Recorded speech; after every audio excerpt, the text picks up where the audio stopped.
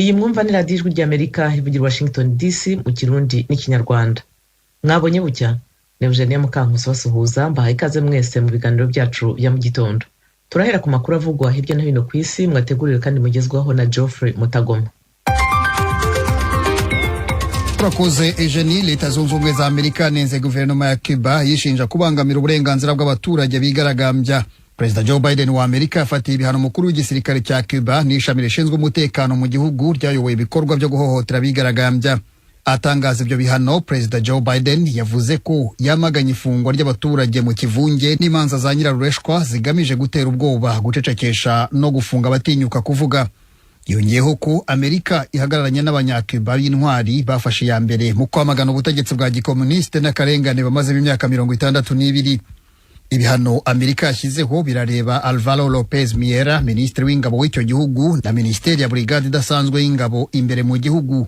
Bitegeka ifatirwa ry'umutungo wabo hakurikijwe amategeko ya Amerika, rikarababuza kwinjira ku butaka bwa Amerika.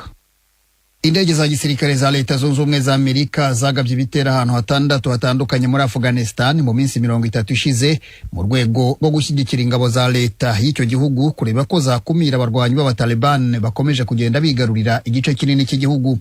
Umukozi wa Minisiteri y'Ingabo ya Amerika utashatse ko amazina yamenyekana kubera uburemere bw'aya makuru yabwiye ijwi rya Amerika ko ibyinshi muri ibyo bitero byagabwe n'indege zitagira umupilote, ahiganje ingabo n'ibikoresho bya gisirikare Abataliban bari bambuye ingabo za leta. Hashize iminsi abasivili muri Afghanistan bavuga ko babonye indege z'ingabo za Amerika, bamwe bakemeza ko arizo zagabye ibitero i Kandahar, aho ingabo z'Abataliban zari zimaze iminsi zigaruriye. Tukiri ku makuru areba Afghanistan, ihuriro ry'imiryango irenga 24 igizwe n'ibitangazamakuru n'amashyirahamwe haranira uburenganzira bwa muntu rirasaba leta ya Amerika kurengera abanya-Afghanistan bakoreye itangazamakuru ry'amahanga. Iryo huriro riravuga ko kubera iyo mpamvu bashobora kwibasirwa n'Abataliban. Inyandiko iryo huriro ryandikiye Perezida Joe Biden, abayobozi b'abasenateri n'abadepite zasabaga Leta zunze ubumwe za Amerika gushyiraho gahunda ya viza ku banyamakuru bakoranye n'ibitangazamakuru byo muri Amerika. Izi nyandiko zavugaga ko benshi muri abo batinya ko Abataliban bashobora kubagirira nabi kubera ko bakoranye n'itangazamakuru rya Amerika. Afghanistan imaze igihe ibarirwa mu bihugu bitoteza abanyamakuru, ariko kuva watangira imishyikirano hagati ya leta y'icyo gihugu n'Abataliban mu kwa 9 mwaka 2020 naho ingabo za Amerika zitangiriye gahunda yo gutaha, byarushijeho kuzamba. Abanyamakuru bagera ku 10 n'abakora mu itangazamakuru bamaze kwicwa kuva iyo mishyikirano yatangira. Abandi benshi bahunze uduce tw'amajyaruguru y'igihugu twigaruriwe n'Abataliban. Gusa kugeza ubu abategetsi ba Amerika birinze kuvuga niba baba barafashishije ingabo za leta ya Afghanistan zirwanira ku butaka ibikoresho bya gisirikare nk'ibisasu bya bombe n'ibindi mu rwego rwo kurinda ingabo za Amerika ubu zirimo kuva muri icyo gihugu. Tugarutse ku mugabane wa Afrika, igitero cy'ikoranabuhanga rya mudasobwa cyakomye mu nkokora ibikorwa ku cyambu cya Cape Town muri Afrika y'Epfo nk'uko byagaragaye muri email ibiro ntaramakuru by'Abongereza Reuters byabonye.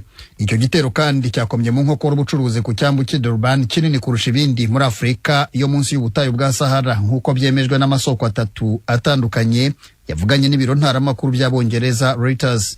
Ikigo Transnet gishinzwe ibikorwa ku byambu byo muri Afrika y'Epfo harimo n'ibyo muri Cape Town na Durban cyatangaje ko gihagarika imirimo yo gutwara ibicuruzwa kugeza igihe ikibazo cy'igitero cy'ikoranabuhanga cyari cyagabwe gikemurirwa.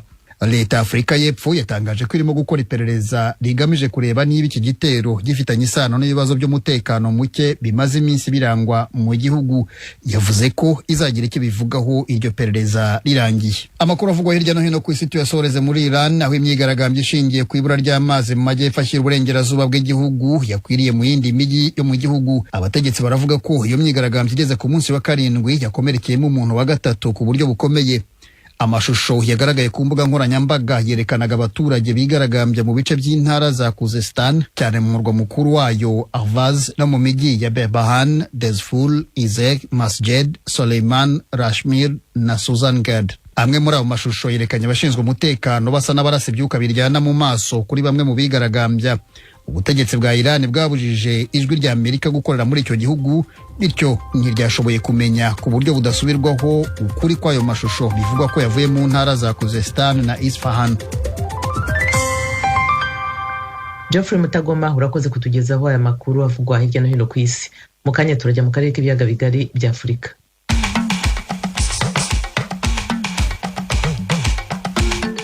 Abaturage banyuranye bo mu bice bimwe by'u Rwanda barataka inzara ibarembeje kubera gahunda ya guma mu rugo. Iby'umugoroba byo ntabwo ndi kubona ahantu birava tu. Nari ntunzwe n'igare ubona natwe twayobewe ukuntu turabivubeho. Meze nabi nakundi nyine ni ukurya rimwe nabwo ntibajye ngo bahaze.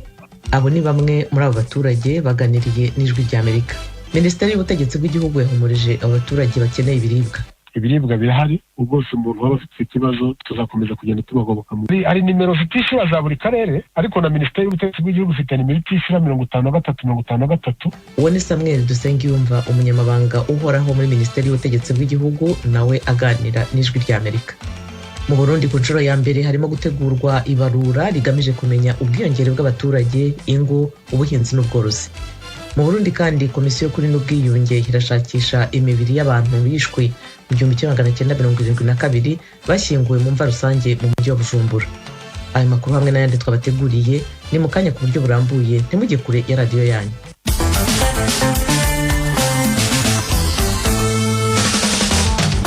Radiyo Ijwi ry'Amerika, ibiganiro tugiye kubikomereza mu karere k'ibiyaga bigari bya Afurika. Mu Rwanda abaturage banyuranye bo mu bice bimwe by'igihugu barataka ko inzara ibarembeje kubera gahunda ya guma mu rugo yashyiriweho uturere 8. Abaganiriye n'Ijwi ry'Amerika bavuze ko kuva guma mu rugo itangiye barya rimwe ku munsi. Ibindi kuri iyi nkuru tubibaze mugenzi wacu Jean Baptiste Ndabananiye. Hari inkuru Ijwi ry'Amerika yatambukije ahagana mu mpera z'icyumweru gishize yacaga amarenga ko hari abaturage inzara yari kuzamerera nabi. Aba ni bamwe mu baturage b'i Rubavu, Musanze na Burera batakaga ku munsi wa mbere wa guma mu rugo. Oya natwe ubu ahubwo byatuyegeyeho. Ubu murarara muri yese? Kurya rwose ni intambara. Kurya iby'umugoroba byo ntabwo ndi kubona ahantu birava tu. Nari ntunzwe n'igare ubona natwe twayobewe ukuntu turabivubeho. Ntabwo nari mbyiteguye, ntabwo nari narizigamye. Ntabwo nabasha kubaho. Ayo nshaka ko nakoreye uno munsi ashaka kuntunga iminsi 2. Ahanini ni ukurya ari uko wakoze. Ndahangayitse cyane kabishye ko mfite n'umuryango. Uyu munsi ntabwo ndi burarire. Mu cyumweru gishize Minisitiri w'Ubutegetsi bw'Igihugu Jean Marie Vianney Gatabazi yemezaga ko leta yari yarabaruye imiryango irenga 200,000 yari kuzabona ubufasha burimo ibiribwa muri iguma mu rugo. Gusa aba baturage bari babwijwe by'Amerika ko batizeye ko ubwo bufasha buzagera ku bantu bose batishoboye, bityo ko batari bizeye ko bwari kuzabageraho. Ibyo bavuze byari impamo kugeza uko twavuganaga nabo ku mugoroba wo kuri uyu wa gatatu. Bavuze ko nta bufasha barahabwa kandi ko inzara ibarembeje. Harimo nabo twari twavugishije muri ya nkuru. Aba nabi Rubavu. Ubuzima bumeze nabi, reba nk'ubu bari gutanga ibiryo ariko njyewe ntabyo nabonye. Abana mfite iyo babibonye bararya, iyo batabibonye ni ukuja mu nzu ubwo nyine tukaryama nta kundi. Meze nabi nakundi nyine ni ukurya rimwe nabwo ntibajye ngo bahaze. Abana nta kigenda rwose. Umuntu ugira amahirwe ntaharya nijoro gusa. No kuba ukigurira agasheke no kuburara cyangwa kusabiriza ku bavandimwe. Aba ni Abanyaburera. Ntabwo cyari cyatugeraho ubu twicaye dutegereje. Naranditswe ko niyo tubibonye ko ari ukurya rimwe ku munsi. Nta na rimwe murarya kabiri kuva guma mu rugo yatangiye?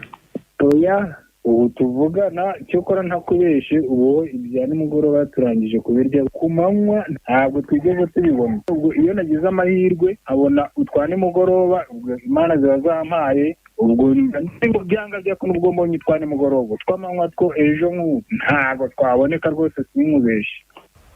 Uyu mugabo herutse yongeraho ko umubyeyi we w'imyaka 76 nawe atorohewe. Umukecuru nawe abayeho nabi, ko abanyarwanda rero baca umugani ngo impumyi ziranda timbite. None nanjye ubwanjye naba nta kuntu nimereye nge nkamumara ibiki. Ni ukureshwa na Nyagasani gutya nawe arabwirirwa akaburara gutyo. Iyo naronse ndamugaburira, ariko ubwo iyo ntaronse nawe arihangane. Buri wese mu bo twavuganye afite umuryango mugari, hari n'abafite abana nka 5 cyangwa barenga. Hari abaturage bavuga ko batabaruwe mu bagomba guhabwa ibiribwa, nyamara ariko ko bakabaye bafashwa. Urugero ni uyu Munyarubavu ubanza unafite ubumuga, ubusanzwe utunzwe no kwambutsa ibicuruzwa ku igare rye ku mupaka wa Gisenyi Goma, n'Umunyaburera uheruka. Ntabwo bashizemo bose bagiye barobanura ntibamenya uko bajya bayikurikizana. Mbese uko urabona ndi umuntu ugomba gusigara. Urwo rutonde rurakorwa ariko ntitumenye n'igihe rwakorewe. Hari n'ababaruwe ariko batarabona ibiribwa, barimo aba Banyarubavu. Baratubaruwe nyine mu bantu bazafashwa ariko nyine turabitegereje n'abandi batari bayibona. Minisitiri Katabazi so yabivuze buri munsi arabivuga, bavuga ko ibiryo byamaze kugera ku kagari, ugiye ku kagari ndakindu ubona. Ejo bundi batwanditse hano ariko ndakindu tubona, n'akagari karafunze kwanza. Samuel Dusengiyumva ni umunyamabanga uhoraho muri Minisiteri y'Ubutegetsi bw'Igihugu.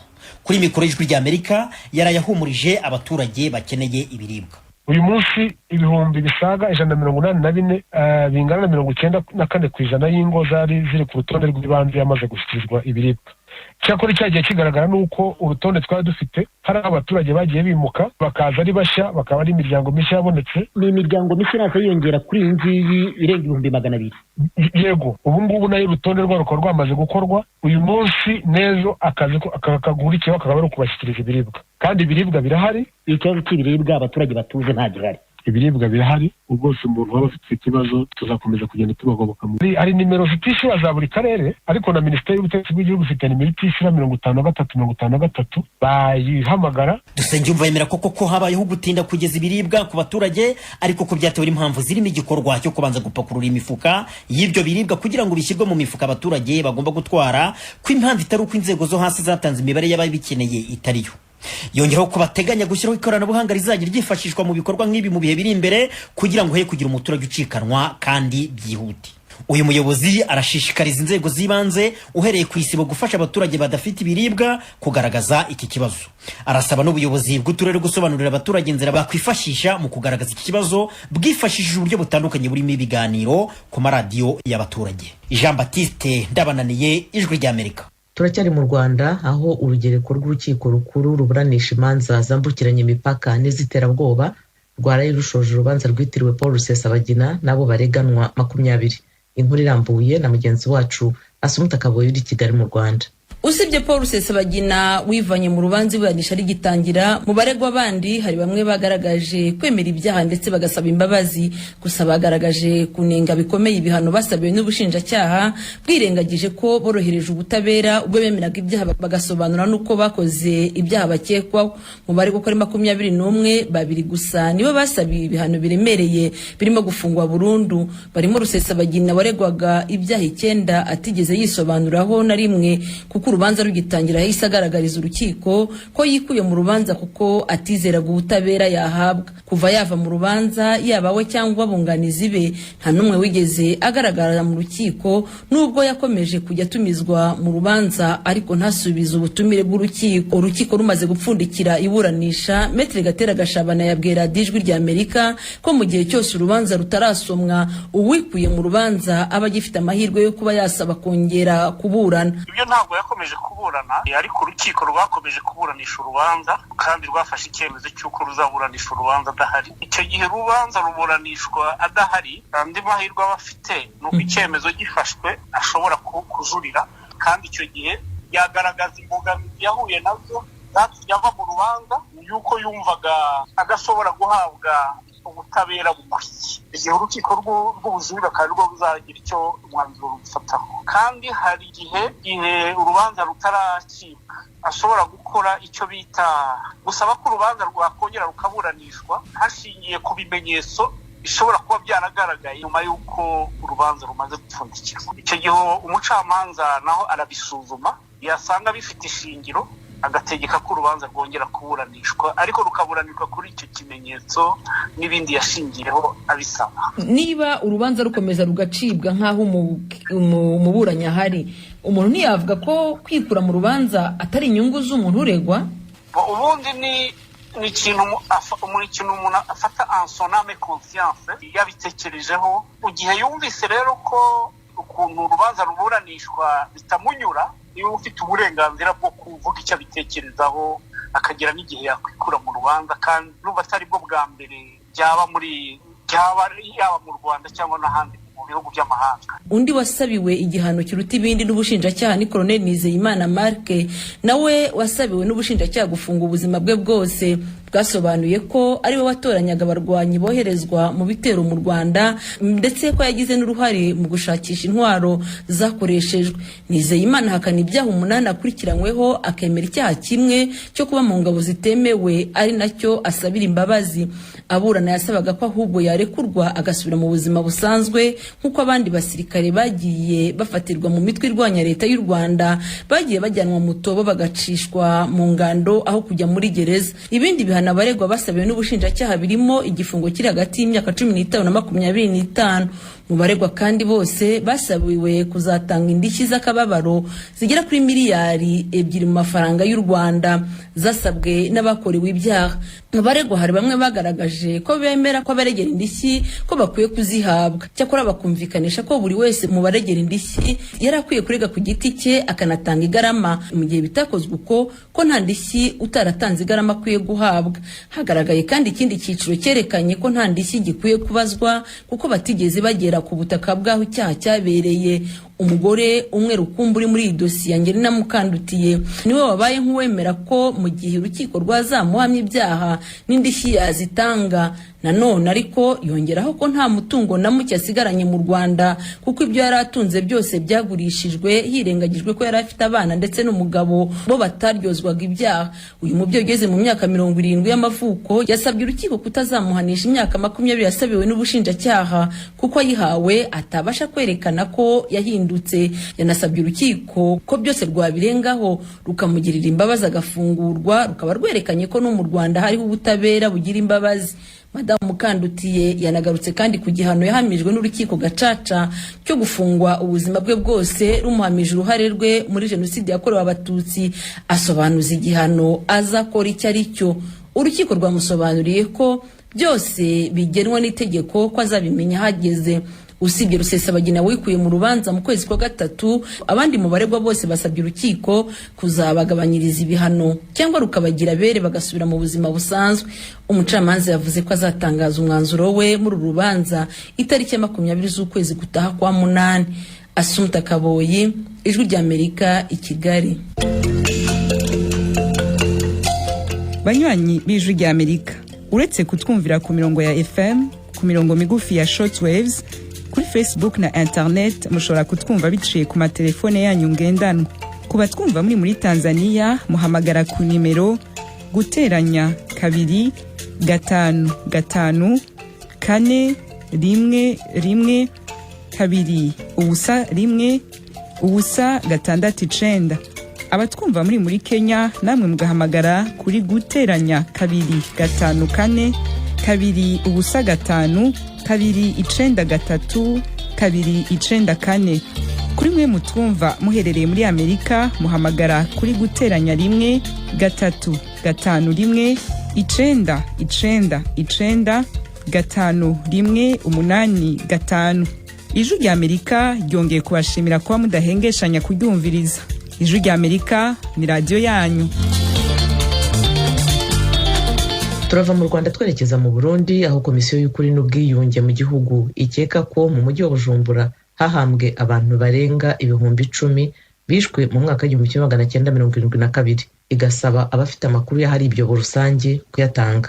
Umunyamakuru w'Ijwi ry'Amerika Pierre Claver Niyonkuru uri i Kigali mu Rwanda aduha ibisobanuro birambuye. Umugwi Sever ujeje kumenya ukuri no kunywanisha abarundi watangaje ko igisagara ca Bujumbura ari nkoramutima mu bwicanyi bwabaye mu mwaka w'1972 kuko ariho hari umugwa mukuru w'igihugu ari naho ingingo zose zafatigwa. Kuri uyu wa kane uwo mugwi wabwiye abamenyesha makuru abajejwe intwaro n'abashinga amateka batowe mu gisagara ca Bujumbura ingene igikorwa co kurondera ahahambwa bishwe mu mwaka w'1972 kizogenda mu kiringo c'indwi zitatu ziri mbere.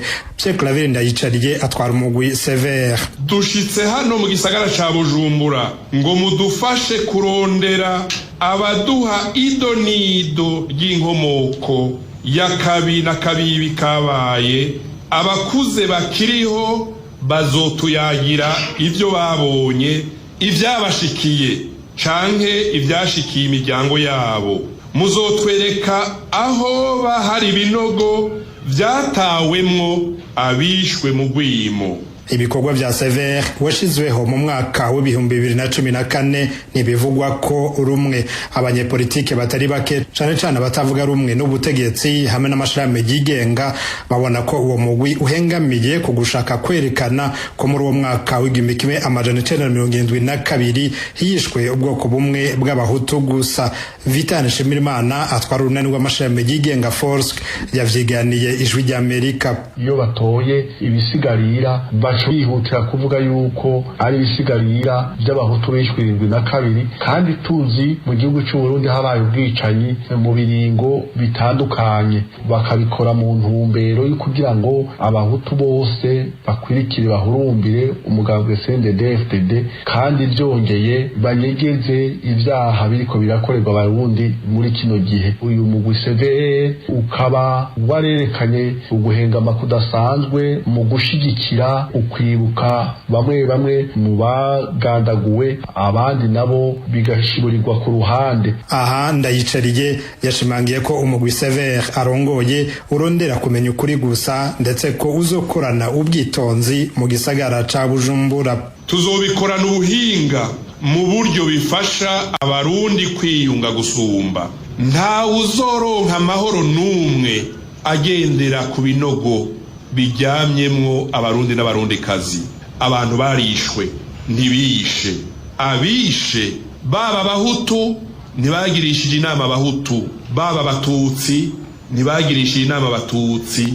Uwishe akwiye kubibazwa ku giti ciwe. Yamara naho biruko bamwe mu batutsi barokotse ugwimo rwo mu mwaka w'igihumbi kimwe amajana 1993 bavuga ko ukurondera ababiciye ababo bidahabwa agaciro n'uwo mugwi Sever kandi biri mu nshingano zawo. Gervais Nibigira yarokotse mu ntara ya Muyinga. Uyu munsi umugwi wa Sever umenga n'umugwi wa politike, so mugwi witwa ko wigenga unywanisha abarundi canke wekana ibyabaye. Umenga ariho umugwi w'abantu canke ubwoko kanaka ushaka kwegeka ko byagiye biba mu Burundi. Kiragira yuko uyu munsi ko kuri nyikwaza ko atariko kuzoba gutanguye ikindi gice bizotuma haba abandi bantu ivyumviro bibi bishobora gutuma hasha kuba ibindi bibazo mu Burundi. Cyo bituma umugwi wakwiye kuba umugwi uri mu bantu kamera ho bizeyo atatu muri kahise ko Burundi bagirizwe canke bavugwa ko nk'abantu b'abacika cumu bakomwe ibyo ko n'ibyabaye mu gihugu cy'u Burundi mu 1993 ntako cyo tubona ko bako baturonderera kubera umengo uyu munsi uwo mugwa wabakoze ko n'igihe c'1993 umenga waribagiwe uravye ibihe bya politiki usanga kukirimo. Raporo ya nyuma y'umugwi Sever uheruka gushira habona mu kwezi kwa kano y'umwaka yerekana ko umaze kuzura ibisigarira vy'abantu barenga ibihumbi 100 bishwe mu mahano yagiye arashikira igihugu cane cane mu 72. Inama nkenguzamateka imaze imisi itunganya ibiganiro bitandukanye mu gihugu isigura ko ubwo bwicanyi bukwiye kwitwa ihonyabwoko ry'abahutu. Ibi biriyamirizwa n'ababuriye babo mu yindi myaka nko muri 1993 bavuga ko ahubwo ubwo ari bwo bukwiye kwitwa ihonyabwoko ry'abatutsi. Yamara mu mategeko mpuzamakungu ONU niyo yonyene ifise ububasha bwo kwemeza ko hari ihonyabwoko ryakozwe mu gihugu kanaka. Pierre Claver Niyonkuru, Kigali, ku bw'Ijwi ry'Amerika. Iwanyu mu ntara. Iwanyu mu ntara ni ikiganiro kibashikiriza amakuru avugwa hanini mu ntara no mu makambi y'impunzi z'abarundi ari muri Tanzania, mu Rwanda, muri Uganda no muri Republika Iharanira Demokarasi ya Kongo. Iwanyu mu ntara nakaryo Ijwi ry'Amerika riho umunyagihugu ahaherereye ku gatumba mu ikambi kugira yagira abandi uko abayeho mu buzima bwiwe bwa misi yose. Iwanyu mu ntara ni cyanyu. Tuyagire mwisanzuye ku Ijwi ry'Amerika. Ni kuva ku wa mbere gushika ku wa gatanu kuva 7 gushika 7 n'igice z'umutaga. Iwanyu mu ntara, iwanyu mu ntara, iwanyu mu ntara.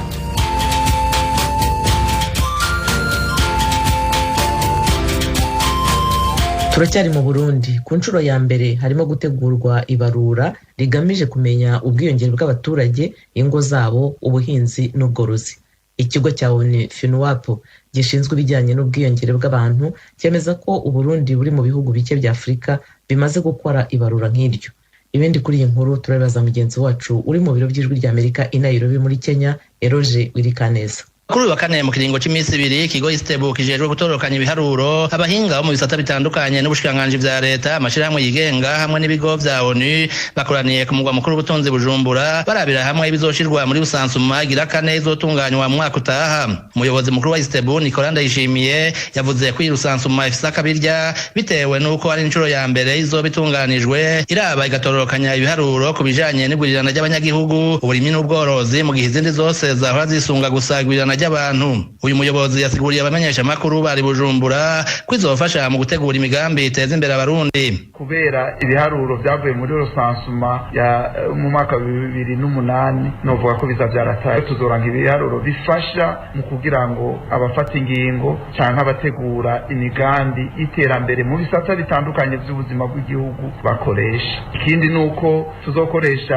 ubuhinga bwa none kugira ngo twerekane aho uburaro bw'abanyagihugu butumbereye inyubako zose zifasha mu iterambere ry'igihugu cyacu cy'u Burundi. Mu bisata by'uburimyi n'ubworozi abazosansuma bemeza ko bazobashimangira cyane ubona ko atagiharuro na kimwe cyo kwizerwa cyari kihari gishingiye kuri rusansuma y'igihugu ngo Ndayishimiye atwara Isteba bivuga.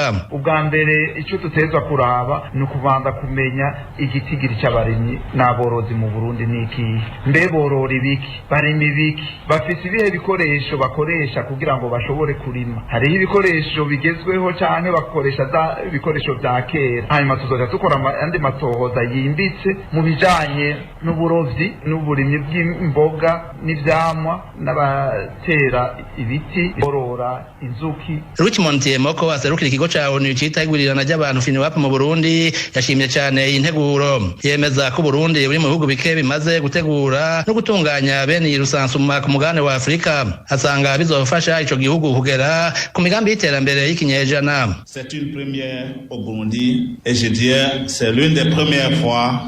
Nakatabonetse mu Burundi kandi novuga ko biri hake cyane ku mugabane. Hari ibihugu biri kurushi vya Afrika bimaze kubikora. Nakaryo ku Burundi ko kwerekana ico bushoboye mu gutororokanya ibitigiri vy'igwirirana ry'abantu no kubikoresha. Mu Burundi FINWAP yarateye intego twigoro twose two kwegeranya ibitigiri na rusansuma zose zo muri kahise. Mugabo birakenewe cyane ko haba ukumenyekanisha kurusha ibiva muri za rusansuma. Bimwe mu byo FINWAP ijejwe harimo gufasha ibihugu gukoresha ibiharuro yifatiye kwigurirana ry'abantu mu gutunganya za politike n'imigambi ituma ubukene bugabanuka.